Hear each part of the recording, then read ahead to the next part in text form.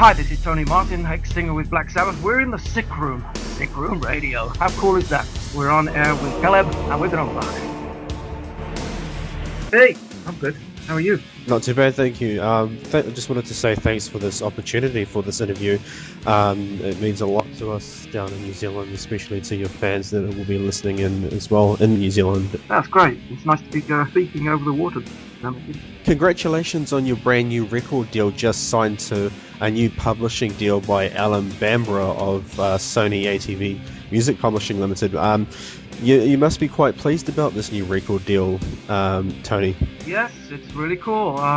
It actually is a protection thing for me because I was with Warner Chappell, and that deal ended at New Year.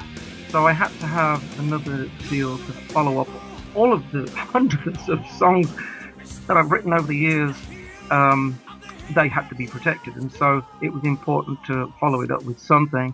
I wasn't expecting to get with Alan. He works through Sony, and that's quite a name. I really like the idea of that. It opens some doors, some other doors for me, because Sony is quite a company, really. And if I can get into some of the other departments, and that's just, I'm really excited about that. So yeah, I'm quite happy with that. And what do you hope to do differently with this new endeavor of yours? Are you still doing the Headless Cross thing, or is it a completely new solo outfit? To be honest, I can't really get rid of that. The Headless Cross follows me around everywhere. I've never been allowed to forget it. Not that I want to. I mean, I'm really quite proud of that. It was quite a period. It would have been a life, but it was mine, and I'm quite proud of it. So I do intend to keep that. But I'm 56 now, and there's only so many songs you can sing about the devil and God.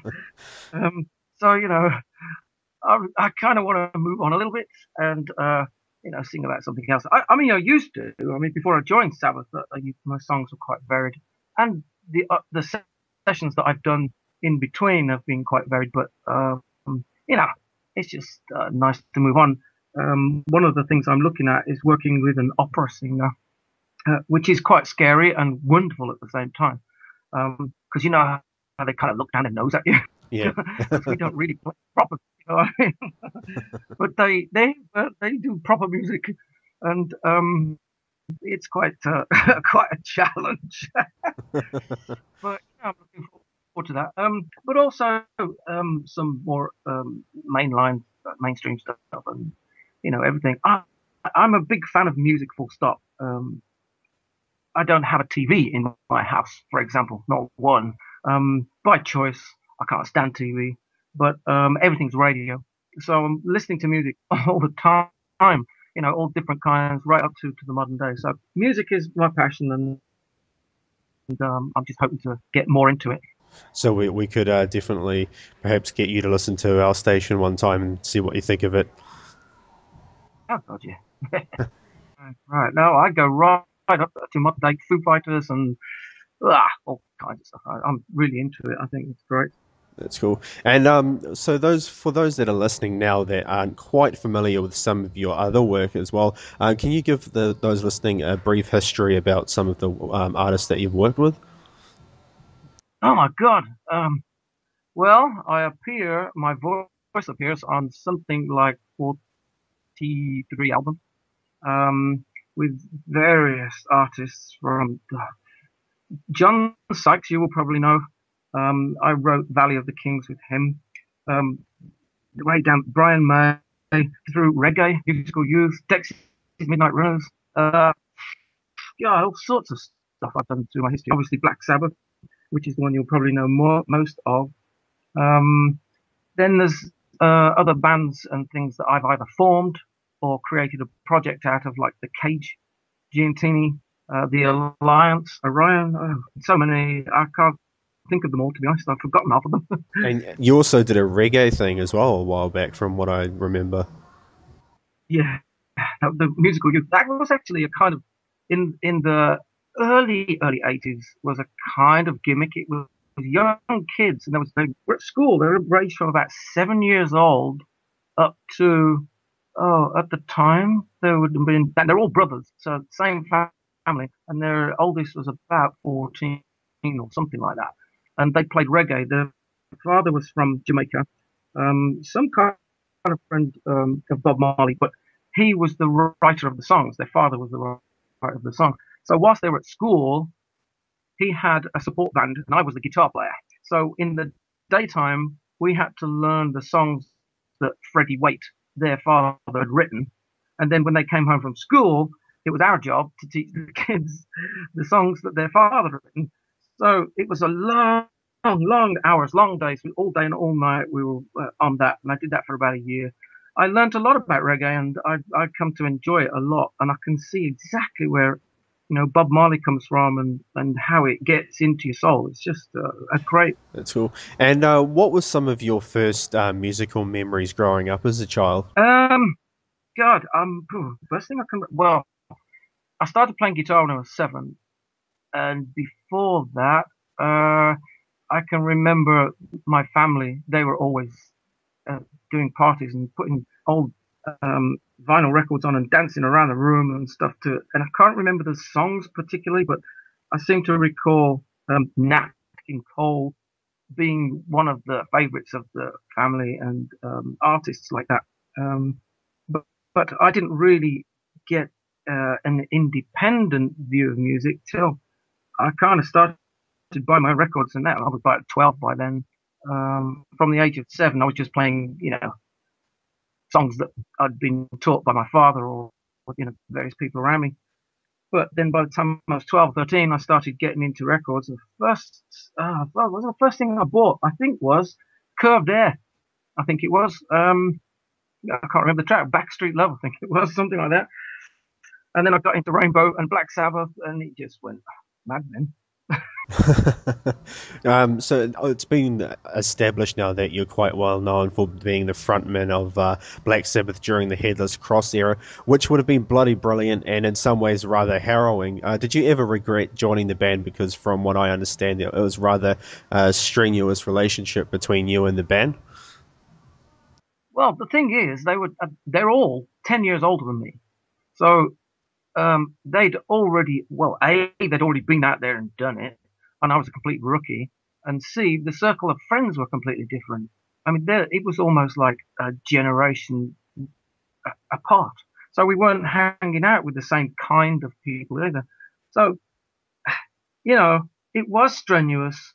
I enjoyed being there, but I don't know, couldn't quite settle into it. And I think that because they were so much older than me, I know 10 years doesn't sound a lot, but when you try mixing with other people's friends who are probably older than them as well, and some of my friends would have been younger than me, there was quite an age difference between the people we were hanging out with. It was all very distant and not quite gelled.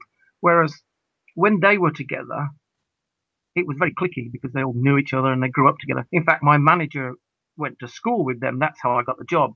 And they were all very cliquey. I didn't quite get it. So did you have any fear of trepidation at that point that the fans might not accept this new singer because there was quite a decline during Ronnie James Dio's departure, which had left the band rather untractable or unmanageable? Did you have enough confidence at that point to bring Black Sabbath to a more respectable standpoint?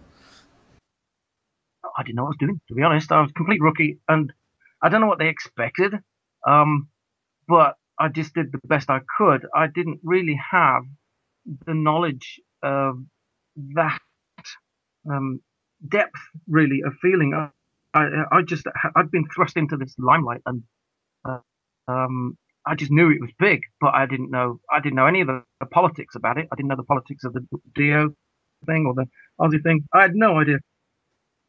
All of that stuff was backstage and in the office, and something that I didn't really get in touch with. So I didn't really have that kind of interpretation. I just knew I had to do this job, and I wasn't quite sure how I was going to do it. We've also got a fan question here from Rage, who's actually out in England, and he picked up a question in a forum, and it was something to do with why Ray Gillen's version of Eternal Idol was released by Sabbath when they released the remastered editions of those albums, but your era or your version of Dehumanizer was left out of the CD package. Was this another slight sort of mistake from Black Sabbath, or is it just them trying to shut you out completely?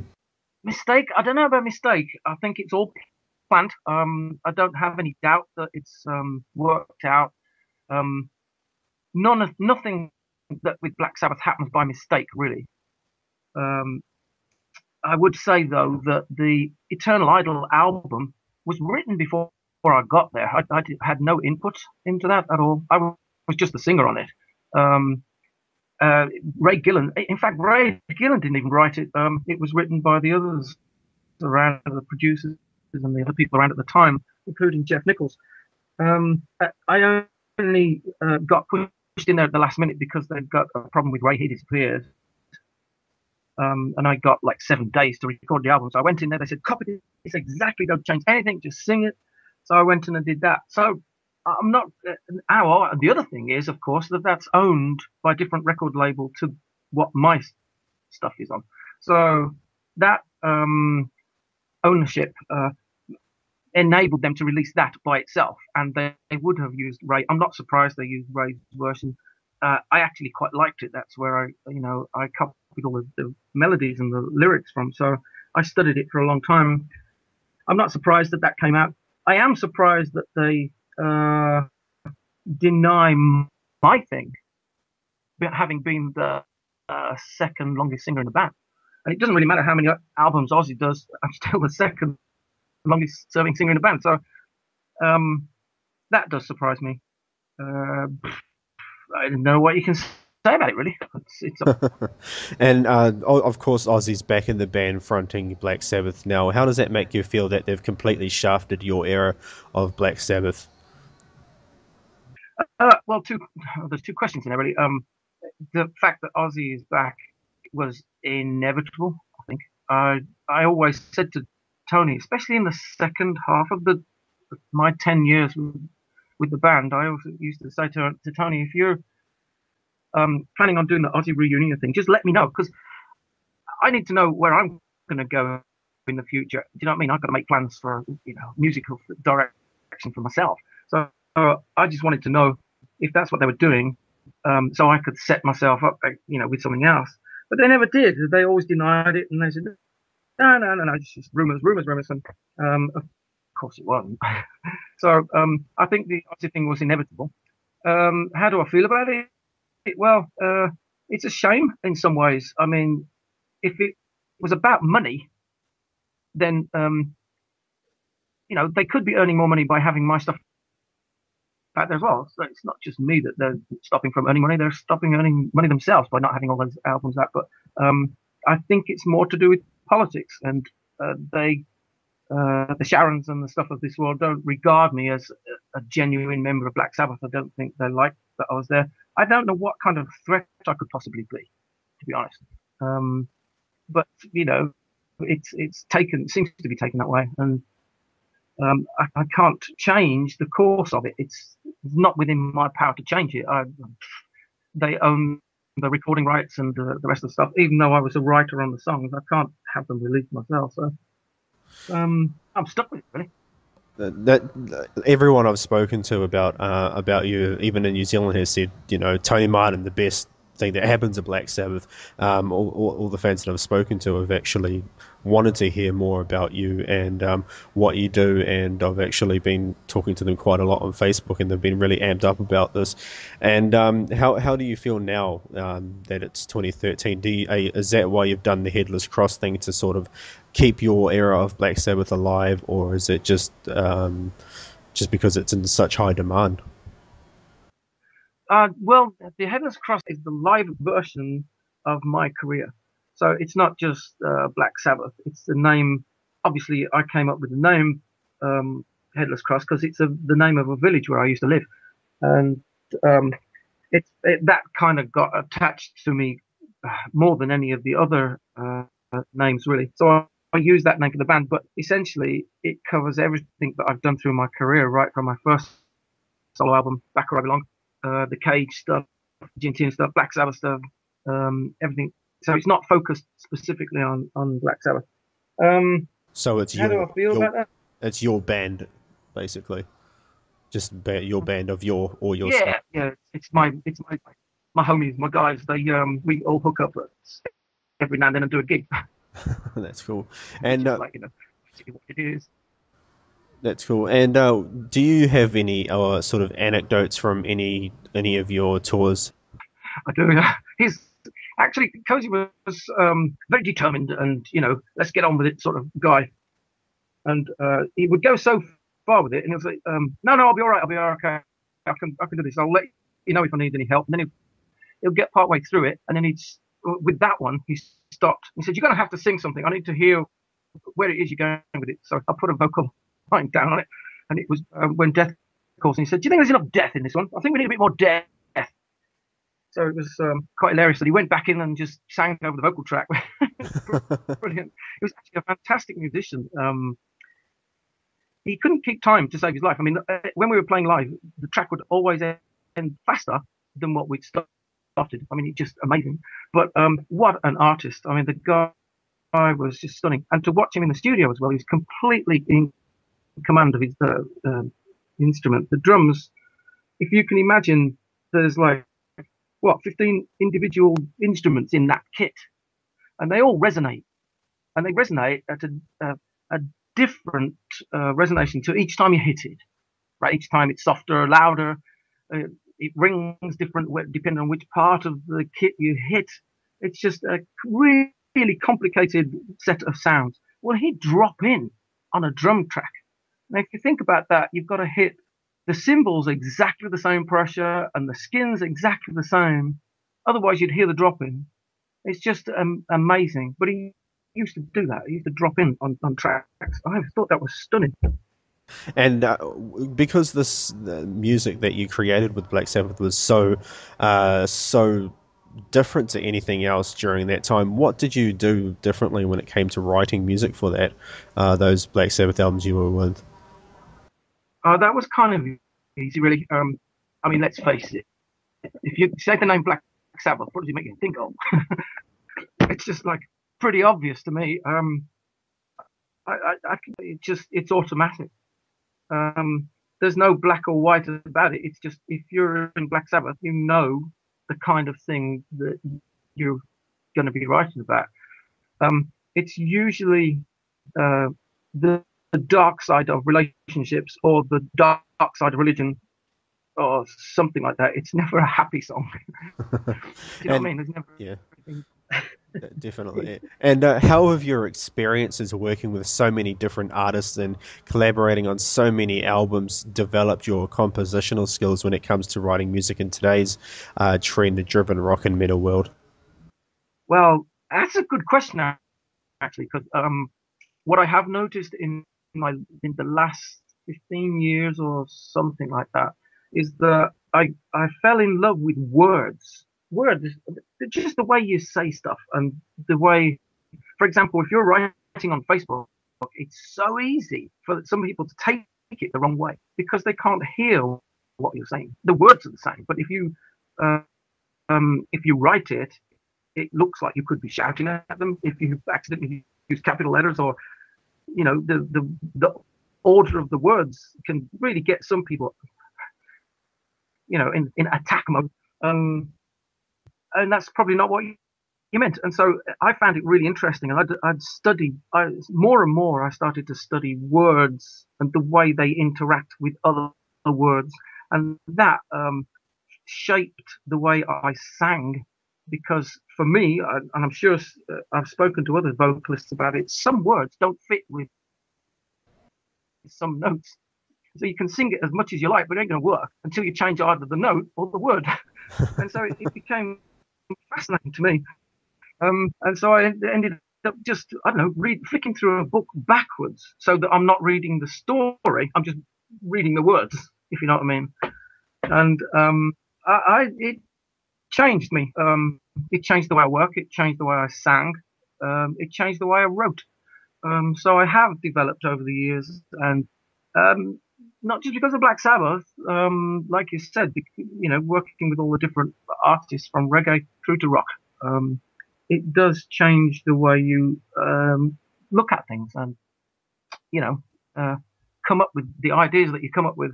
It, for example, how many songs have got "hold on" in them, and I refuse to sing the words "hold on."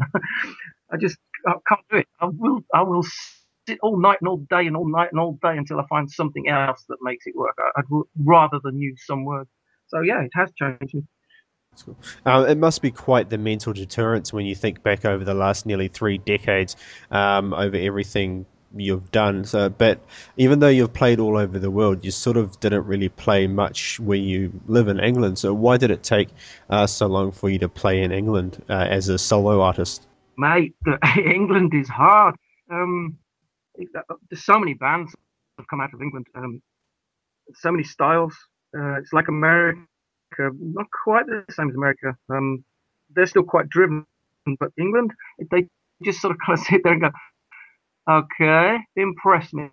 Show me something I've never seen before. And you go, well, fucking off. No pressure then. So you are up against it with the Brits. They are harder to please, but they are stunning and loyal and completely on your side if you're doing what they like. But they can be vicious if you're not in the box and they're not interested. It's so cutting. The Brits are very hard. So the Sabbath thing didn't really do too much in UK. It was mostly Europe for me, and some in America. Japan we did, Germany obviously, Southern Hemisphere, South America, all those kind of places. Still quite passionate about the music, but the Brits, oh my God, we're a hard bunch to please in some ways, I think. And when you look back, what's? Oh, actually, I'm going to ask that question last. So, what's next for your endeavor, for your future endeavors? Obviously, you've got this new record label now on your side. Are you going to be doing more of your own stuff, or are you going to be collaborating with bands, or what's next on your future endeavors? To be honest, the music industry changed drastically. I think most people know that. It's not a secret. We, the musicians, we lost grip, lost control over our products. In not quite the same ways that the games industry or the film industry managed to hold on to their rights and stuff much longer than we did. We lost it quite early on, and nothing was put in place to protect that. It really has made music a worthless art. You can't really earn money at it these days. I mean, Sabbath never made me a millionaire, and it never will. But at least you'd like to think you could make a living out of it, but it's just almost impossible. So I stopped touring because everybody expected me to work for free, and then I stopped giving my services away for free just because I objected completely. And then I found out that really the best thing for me was studio work and to use my voice. So I most of my stuff these days is to do with sessions or guest appearances on albums and stuff like that. I do want to do my solo thing, but honestly, I've gone past chasing it, really. It's got so hard to really function. You daren't make a mistake. If you go out on tour or something and something goes wrong, you're stuck. It's really hard to recover from something because the money just hemorrhages, it disappears. And all of the people that are surrounded the artist are all taking their cut.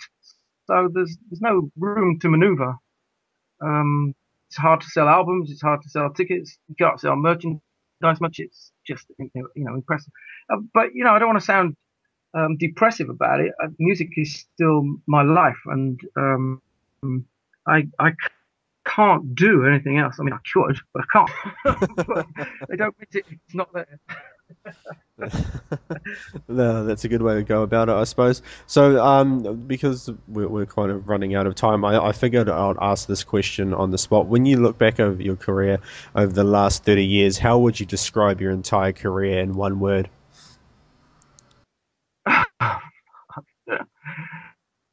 One word. You're crazy. That's the only word I can think of. Just been crazy. That's awesome. Nobody would. You couldn't write it. I don't think you could make it up. It's just, you know. And there's so much to say, and I've got, you know, endless amounts of videotapes and God knows what else of being on the road and things and all the people we've met. So it's just endless, really. People keep asking me to write a book about it, but I just haven't got the patience to do it. I don't know. We'll see. So have you got any final words you'd like to say to your fans in New Zealand and just generally listening to this interview? Well, fans, they're just beautiful. I mean, I spend a lot of time on Facebook. If you've encountered me on Facebook, you know it's hard to shut me up sometimes because I just rabbit. I just go on, and they respond really well. The fans have been fantastic, and they're still in there with me. But also proves the point. I think that the fans are there, who want to hear and see the stuff that I do. The fact that it's not on sale is not because of me; it's because of some politics somewhere in an office somewhere else. It's but the people are there that would listen to it, and there's just thousands. I mean, they're wonderful, wonderful fans. I love them all. They're really, really cool guys. So thank you to everybody for that. I do intend to keep going. I'm still standing, and I'm not dead yet. Because we haven't had you in New Zealand yet, so we'll hopefully see you around very soon. It would be nice. I mean, the only problem with doing that is getting there. It's not going there, it's getting there. You have to be en route somehow, because that's a hell of a journey to go from England for one show, for example. You'd have to be part of something else. And the opportunity isn't there at the moment, but honestly, if the opportunity arises, I'll be there faster than a vampire in a blood bank, mate. I'll be there. So, yeah, I would like to get out there. Alright, cool. Well, thank you very much for your time, Tony. It's been an absolute great privilege and honour having you on this show. Great. It's a pleasure talking to you, and let's hope we hook up again soon. Definitely. Alright, cheers for that, Tony. Thanks, Caleb. Alright, thanks, Tony. Alright, buddy. Hi, this is Tony Martin, ex-singer with Black Sabbath. We're in the Sick Room. Sick Room Radio. How cool is that? We're on air with Caleb, and we're going to rock.